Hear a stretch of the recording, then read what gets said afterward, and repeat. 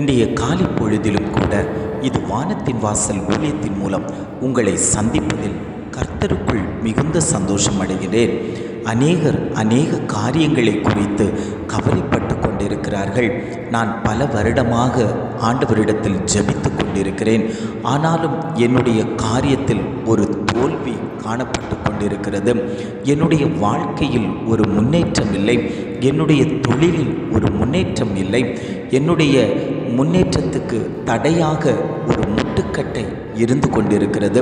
சத்ருவானவன் என்னை பின்தொடர்ந்தே வந்து கொண்டிருக்கிறான் என்று சொல்லி அநேகர் பாரத்தோடு, கவலையோடு, துக்கத்தோடு, வியாகுலத்தோடு தேவ சமூகத்தை நோக்கி பார்த்து கொண்டிருக்கிறார்கள். ஆண்டவர் அவர்களை பார்த்து தான் சொல்லுகிறார், உங்கள் வாழ்க்கையில் ஒரு புதிய காரியத்தை நான் வைக்கப் போகிறேன் என்று ஆண்டவர் இன்றைய காலை பொழுதில் ஒவ்வொரு குடும்பங்களையும் பார்த்து வாக்கு கொடுத்து கொண்டிருக்கிறார்.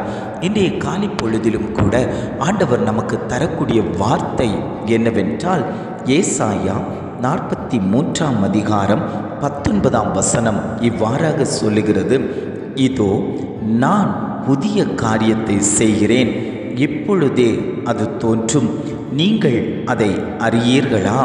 நான் வனாந்தரத்திலே வழியையும் அவாந்தர வெளியிலே ஆறுகளையும் உண்டாக்குவேன். வசனத்தின் முதல் பகுதி இவ்வாறாக சொல்லுகிறது, இதோ நான் புதிய காரியத்தை செய்கிறேன், இப்பொழுதே அது தோன்றும். ஆண்டவர் சொல்லுகிறார், நான் புதிய காரியத்தை உங்கள் குடும்பங்களில் செய்ய போகிறேன், அது இப்பொழுதே தோன்றப் போகிறது. இந்த மாதத்திலே அது நடக்கப் போகிறது. ஒரு மாதத்தின் கடைசிக்குள்ளாடி வந்திருக்கிறோம். ஆண்டவர் தரக்கூடிய வார்த்தை என்னவென்றால், இதோ நான் புதிய காரியத்தை செய்ய போகிறேன். புதிய காரியம் என்றால் தடைப்பட்டு யாராலையும் செய்ய முடியாது என்று தடைப்பட்டு நின்றக்கூடிய காரியங்கள் எல்லாம் வரும் நாட்களில் ஆண்டவர் புதியவைகளாய் செய்து தரப்போகிறார். எத்தனை பேர் விசுவாசிக்கிறீங்க? ஆண்டவரே, என்னுடைய வாழ்க்கையில் அநேக காரியங்களை நான் நினைத்தேன், ஆனாலும் அது ஜெயம் பெறாமல் தடையாகவே நின்று கொண்டிருக்கிறது. நீர் இந்த வாக்குத்தத்த வசனத்தை எனக்காகத்தான் சொல்லி கொண்டிருக்கிறீர். என்னுடைய வாழ்க்கையில் அந்த புதிய காரியங்கள் சம்பவிக்கட்டும் என்று எத்தனை பேர் இந்த வசனத்தை எனக்குத்தான் என்று பிடித்து கொள்ளுகிறீர்களோ அத்தனை பேருக்கும் ஆண்டவர் அற்புதத்தை செய்ய வல்லவராய் இருக்கிறார். அது இப்பொழுதே நடக்கப் போகிறது. விசுவாசித்து பிடித்து கொள்ளுகிறவர்களுக்கு அது அப்படியே ஆம் என்று அது நடக்கப் போகிறது. ஆண்டவர் நம்மோடு கூட இருக்கிறதுனால அனுதினமும் நம்மை புதிய காரியத்தை செய்ய அவர் தூண்டிக் கொண்டிருக்கிறார். நாம் செய்யக்கூடிய வேலையில், நாம் செய்யக்கூடிய தொழிலில், நாம் பிரயாணம் பண்ணக்கூடிய வழிகளில் ஆண்டவர் நமக்காக முன்னாடி சென்று நமக்கு முன்பாக இருக்கக்கூடிய தடைகளை எல்லாம் விலக்கி நம்முடைய வாழ்க்கையில் இருக்கக்கூடிய அந்த கோணலானவைகளை எல்லாம் செவ்வையாக்கி நம்மை நேரான வழிகளில் நடத்தி கொண்டு போகிறார்.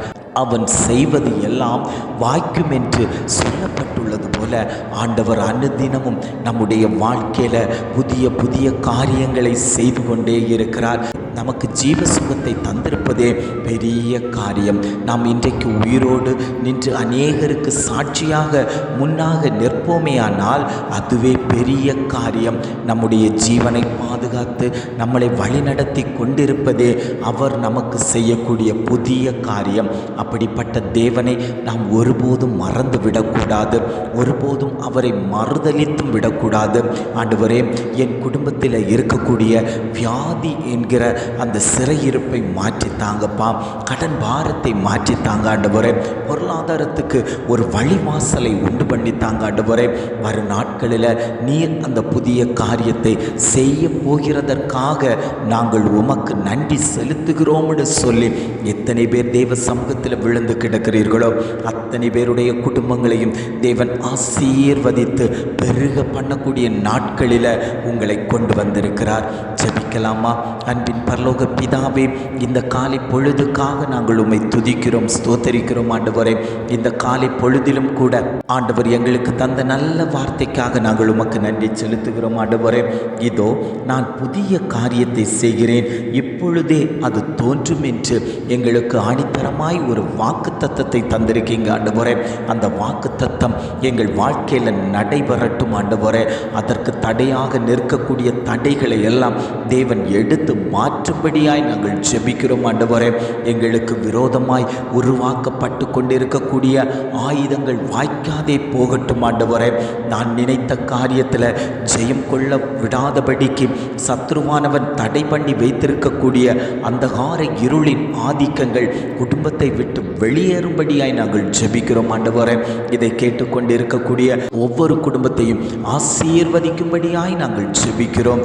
அவர்களுக்கு எல்லா காரியத்திலேயும் தேவன் கூடவே இருந்து நிறைவேற்றி கொடுக்கும்படியாய் நாங்கள் ஜெபிக்கிறோம் ஆண்டவரே.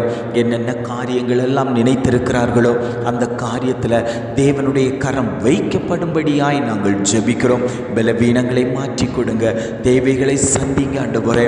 அப்பா, அந்த வாக்கு தத்தம் எனக்கு தான் சொல்லி எத்தனை பேர் பிடிக்கிறார்களோ அத்தனை பேரையும் தேவன் ஆசீர்வதித்து அவர்களுக்கு வேண்டிய நன்மைகளை ஆண்டவரே தேவன் கொடுக்கும்படியாய் நாங்கள் ஜெபிக்கிறோம். எங்களை தாழ்த்தி தருகிறோம். துதி கன மகிமை எல்லாம் உமக்கே செலுத்துகிறோம். மீட்பர் இயேசுவின் மூலம் ஜெபம் கேளும் நல்ல பிதாவே. ஆமேன், ஆமேன்.